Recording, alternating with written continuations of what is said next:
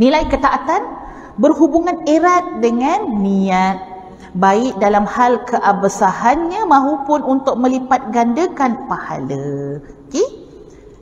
Untuk taat pula, kita pergi benda yang baik. Benda yang baik tadi nak ukur di manakah pahala dia. 10 markah ke? 50 markah ke? 70 markah? Allah akan tengok apa ada dalam hati kita. Benda yang sama tapi markah yang berbeza mengikut nilai niat kita. So nak dapat benda yang banyak, pahala yang banyak dalam ibadah yang sama ibu-ibu kita buat hari-hari, sebelum kita buat tu kita take time, tarik nafas, betulkan niat. Contoh, kita sebelum tidur baca surah Al-Mulk. Betul tak ibu-ibu? Hari-hari baca surah Al-Mulk. Macam mana kita nak dapat pahala yang lebih banyak daripada semalam? Semalam pun baca, hari ni pun baca, esok pun baca. Sebelum baca tu, tetapkan niat dalam hati. Ya Allah, aku sedang membaca kalam-Mu, Ya Allah. Aku sedang ingin Kau berbicara denganku. Kalau orang tu nak berbicara dengan Allah, masuklah dalam solat. Nescaya dia sedang bercakap-cakap dengan Allah. Kalau dia nak Allah berbicara dengan diri dia, maka ambillah Quran. Baca Quran itu ibarat kalamullah yang sedang berbicara dengan kita. Kalam Allah. Kita merasai bahawa inilah orang kata titik cinta. Kita kalau dengan orang yang kita sayang, kita akan spend time. Kita akan bagi masa kita untuk berbicara, untuk berkomunikasi.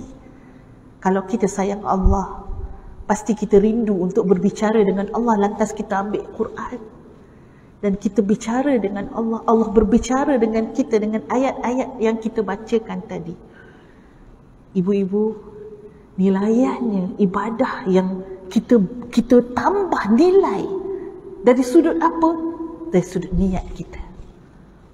Dia punya darajah dia, pahala dia, bonus dia tak sama dengan kita baca semalam. Sebab semalam kita baca sebab apa? Oh, saya baca surah Al-Mulk ni sebab nak lepas daripada azab kubur. Betul tak? Kan ramai kita nak baca sebab nak lepas pada azab kubur sahaja, betul tak? Dapat. Memang dapat. Sebab itu daripada hadis Nabi. Tapi kita nak lebih besar daripada tu. Kita nak kasih sayang Allah. Kita nak ma'iyatullah, kita nak bersama dengan Allah. Niat-niat kita tadi akan menjadikan amalan kita tadi lain berbanding dengan amalan yang kita buat semalam. Walaupun daripada luaran ayat sama yang kita baca, surah sama yang kita baca, bilangan sama yang kita baca, tapi niat kita yang berbeza. Inilah orang yang sedang bercinta, orang yang sedang meleraikan rindunya dengan pencipta. Bagaimana orang-orang yang sufi, kita tak berani nak bercakap sebab kita pun bukan orang sufi ibu-ibu. Tapi orang yang sufi, orang yang bercinta dengan Allah, mereka tidak merasa lelah. Kerana apa? Kerana mereka sedang mengulit rindu, sedang bercinta. Tak pernah rasa lelah dalam ibadah. Tapi makin rasa nak lagi, nak lagi. Nabi SAW contoh teragung. Bagaimana Nabi boleh membaca surah Al-Baqarah ibu-ibu. Baca bila? Baca waktu berdiri. Salat malam Nabi berdiri baca surah Al-Baqarah. 2 juzuk setengah. Kaitan dengan syurga, tak salah untuk kita beribadah untuk mengharapkan syurga. Langsung tak salah ibu-ibu. Namun kehidupan kita ini dia ada level dia. Dan level tadi bukan dengan umur sebenarnya. Level kita ni bukan dengan umur. Tapi level kita ini dengan kita kata macam kita puasa lah ibu-ibu. Pernah dengar puasa? Ada puasa awam, puasa khas lil khas. 3 level puasa. Dia sama je ibu-ibu dalam ibadat kita ni. Kalau ibadat kita ibadat orang awam, tak ada masalah kalau kita mengharapkan syurga. Sebab syurga tu pun datang dari Allah. Cuma saya ajak ibu-ibu, di dalam ilmu tasawuf, dia nak ajak kita untuk naik pada level yang kedua, iaitu level khas. Daripada kita level awam, jom kita, kalau kita mampu, dia tak paksa ya, sebab tak ada paksaan pun dalam agama. Kalau kita mampu, kita pertingkatkan niat kita untuk kita beramal bukan kerana makhluk, rezeki pun makhluk, syurga pun makhluk, kebaikan pun makhluk, tapi Allah Al-Khaliq, Allah pemilik, Allah yang menciptakan segalanya. Jadi dia nak acak supaya kita lebih masuk dalam satu tangga yang lebih tinggi daripada awam. Tapi tak salah untuk kita beramal kerana syurga.